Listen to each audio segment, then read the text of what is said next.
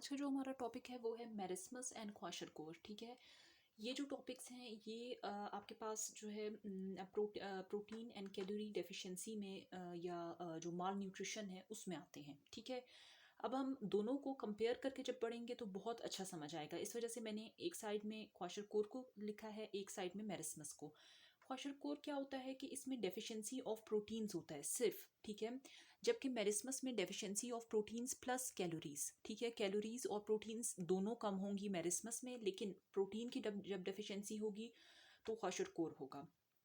As में भी difference है कि 6 month to 3 years of age में क्वाशरकोर होता है। ठीक है, लेकिन मेरिस्मस लेस देन या अंडर 1 ईयर ऑफ एज होता है। ठीक हो गया। उसके बाद आपके पास आता है क्लिनिकल फीचर्स।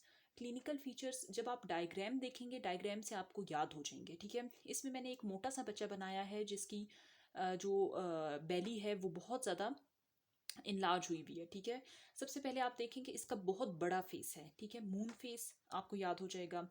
फिर उसके बाद आप देखेंगे इसकी जो लिम्स हैं वो हल्की सी पतली हैं age compare to its his body. ठीक है, तो माइल्ड रिटार्डेशन होगी इसमें स्फेयर रिटार्डेशन नहीं है। ठीक है, उसके बाद क्या होगा कि इसके फीचर में आता है कि इसको रैश होगा। ठीक है, रैशेस डेवलप होंगे बॉडी में, या फिर आप कह सकते हैं कि स्किन लीजन्स होंगी। ठीक है, उसके बाद जीरोसिस होगा, that is the dryness of the skin. ठीक है, वो यहाँ पे शो नहीं हो रहा बट वो होता है। उसके बाद जो मेन चीज़ है, मेन सिम्टम है जिससे पेशेंट को आप पहचानेंगे, वो ये है कि उसकी जो बेली है दैट विल बी द प्रोट्यूडेंट बेली। ठीक है, प्रोट्यूडेंट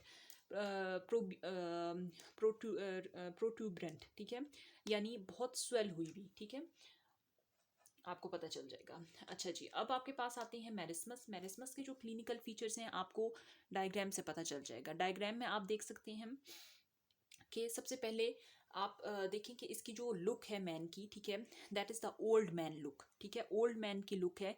आप देख सकते हैं कि बहुत ही कमज़ोर सा एक बच्चा है। ठीक है, पहली बात हो गई। उसके बाद आपके पास है मसल वेस्टिंग। ठीक है, इसमें स्फीयर मसल वेस्टिंग या स्फीयर रिटार्डेशन होती है। ठीक हो गया। देन इसका एब्डोमेन आप देख सकते हैं कि श्रंकन है। ठीक हो गया।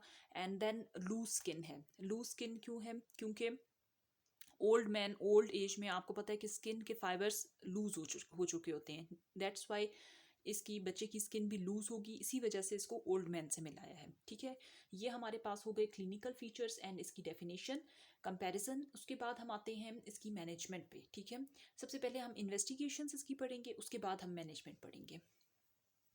अच्छा जी, अब हम इन्वेस्टिगेशन जब हम पढ़ेंगे तो उसमें हम सबसे पहले सीरम प्रोटीन्स, क्योंकि है ही प्रोटीन से रिलेटेड ये दोनों डिसऑर्डर्स। ठीक है, सीबीसी एक जनरल इन्वेस्टिगेशन है। ब्लड ग्लूकोज आप देखेंगे कि ग्लूकोज की कमी तो नहीं है। ठीक है, उससे भी आपको पता चलेगा इन डिजीज़ का। सीरम इलेक्ट्रोलाइट्स आप चेक करेंगे, उससे भी आपको अंदाज़ा होगा कि इलेक्ट्रोलाइट्स की कमी की वजह से तो नहीं हो रहा।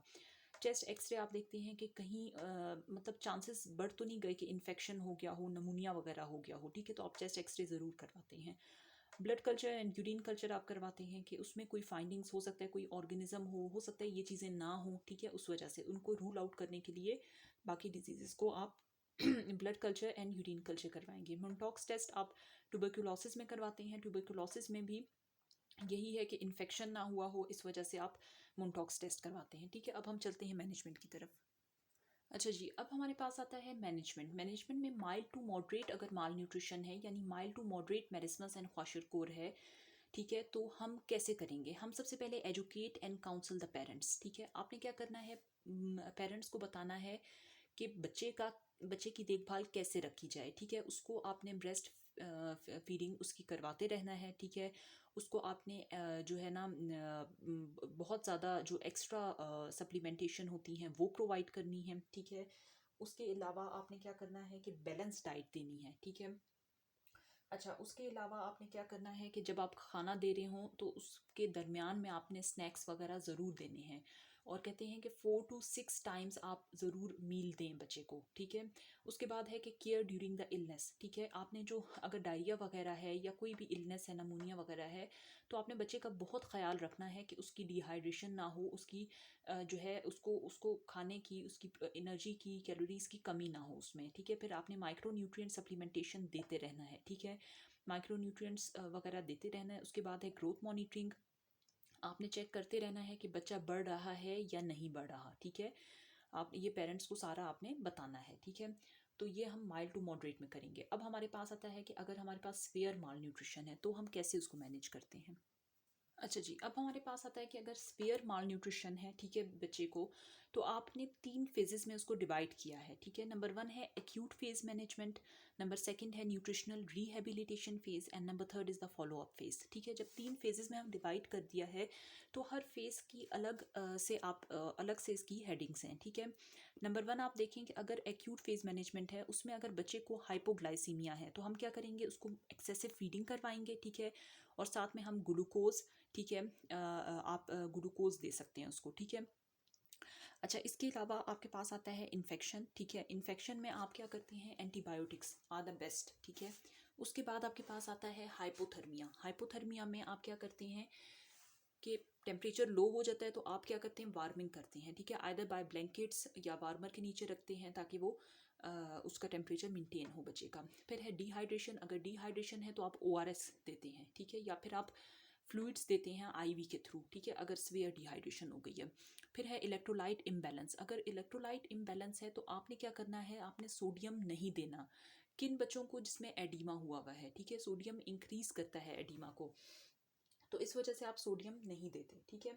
आपने क्या करना है, आपने पोटेशियम दे देना है या मैग्नीशियम वगैरह आप दे सकते हैं, ठीक है। यहाँ पे मैं मेंशन भी कर देती हूँ,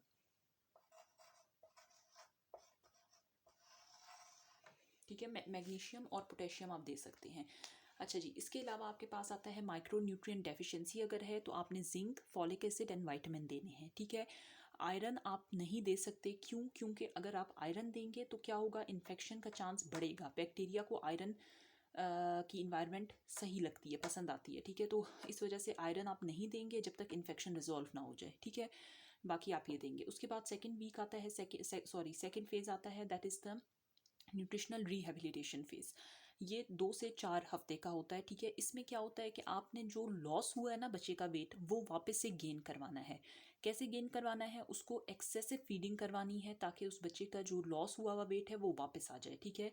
ये 2 से 4 वीक्स ले लेता है। एक्सेसिव फीडिंग के साथ आप उसको बाकी भी सप्लीमेंटेशंस देते हैं, ठीक है, माइक्रो न्यूट्रिएंट्स वगैरह भी देते हैं, सप्लीमेंटेशंस देते हैं। फिर आपके पास आता है follow up phase. Follow up phase क्यों करते हैं आप, ये इसलिए होता है ताकि जो रिलैप्स है यानी दोबारा ना हो सके, ठीक है, दोबारा से बच्चा माल न्यूट्रिशन की तरफ ना जा सके, इस वजह से आप फॉलो अप फेस करते हैं, ठीक है। यहाँ पे ये टॉपिक ख़त्म हो गया है। आपको कोई भी क्वेश्चन हो तो आप कमेंट बॉक्स में पूछ सकते हैं। Thank you.